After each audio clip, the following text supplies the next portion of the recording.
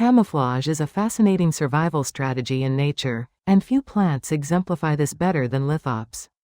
Native to the arid regions of southern Africa, these remarkable plants have evolved to mimic the texture, color, and shape of the very stones they live among, making them almost impossible to spot. They're also known by endearing names like living stones, pebble plants, or in Afrikaans, beesklauwtjies, which means cattle hooves. Let's delve into the anatomy of these incredible survivors. What you see above ground is just a small part of the plant.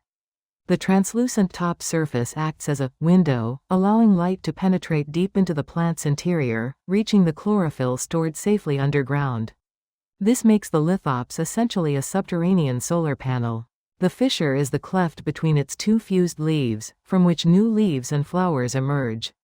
The body, an inverted cone of fused leaves, is mostly buried to escape the intense desert heat. And finally, the long taproot anchors the plant and seeks out deep moisture reserves, crucial for survival in such dry environments. When it comes to caring for lithops, we arrive at the golden rule: ignore your instincts and thrive on neglect.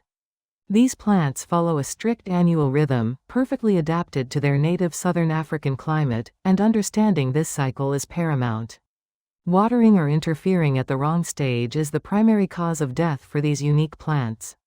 We'll explore this cycle in detail. Spring is for splitting, a time of rebirth. Summer is for dormancy, the great sleep. Autumn brings flowering, the awakening, and winter is for regeneration, a silent transformation.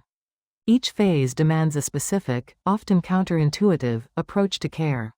Starting with summer, also known as the Great Sleep. During this period, it's crucial to stop watering completely.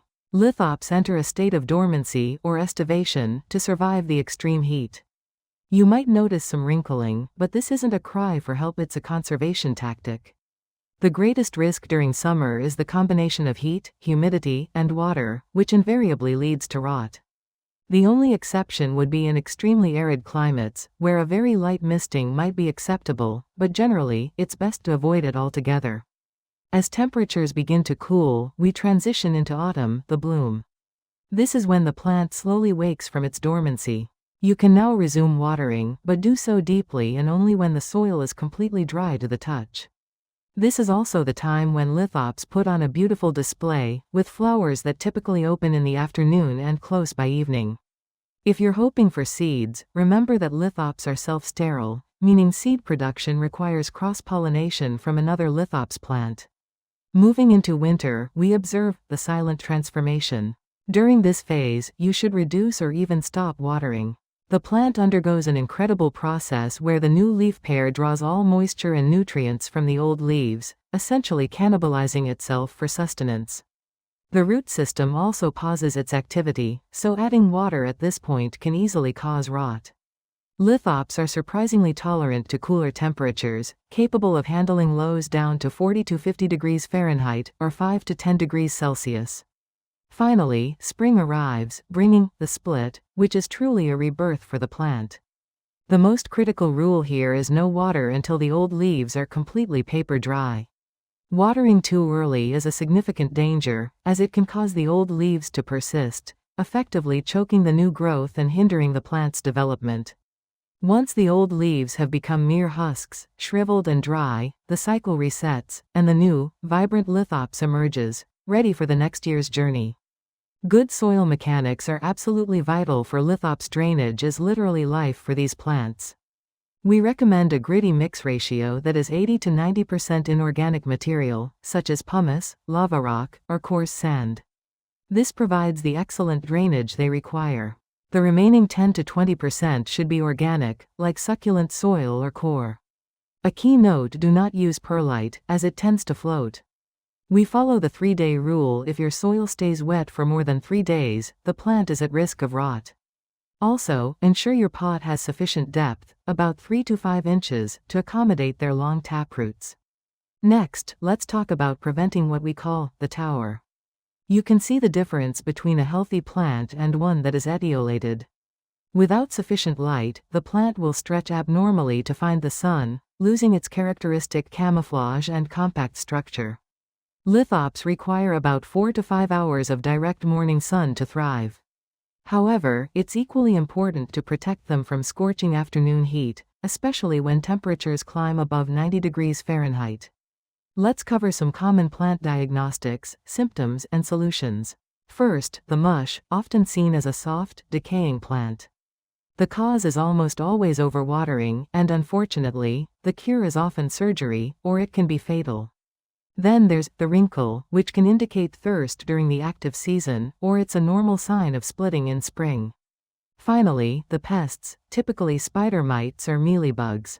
For these, a traditional remedy from some growers is nanwangyu, a blend of egg yolk, water, and oil that can be quite effective.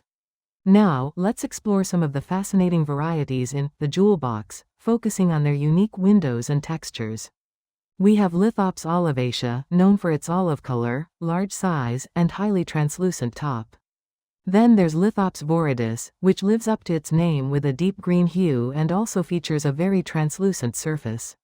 Lithops hoakeri presents a bumpy, reddish, brick-like appearance, beautifully mimicking its rocky surroundings. And Lithops fulviceps is characterized by a tawny color, raised textures, and distinctive dusky dots on its surface. Continuing our journey through the jewel box, let's look at some incredible mimics and mapmakers.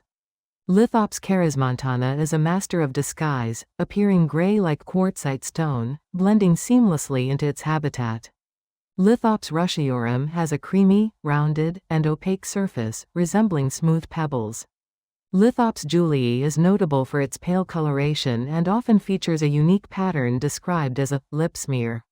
And finally, Lithops dorothei is recognized by its vibrant yellow tones and intricate, map-like patterns on its surface. Beyond the naturally occurring varieties, we also have the cultivars, often displaying aberrant colors. These are sometimes called unicorn plants because they are mutations that lack the normal protective pigments found in wild lithops. They defy the natural camouflage, making them stand out beautifully. Their rarity and unique appearance make them highly sought after by collectors, adding a vibrant splash of color to any collection. In the world of lithops, patience truly is the only fertilizer. These are not fast growers. It takes about 3 to 4 years from seed for a lithops to produce its first flower. But the reward for this patience is immense. These living stones can have an incredibly long lifespan, often living for 40 to 50 years in cultivation. They are truly a testament to nature's resilience, a stone that breeds, blooms, and often outlives the garden around it.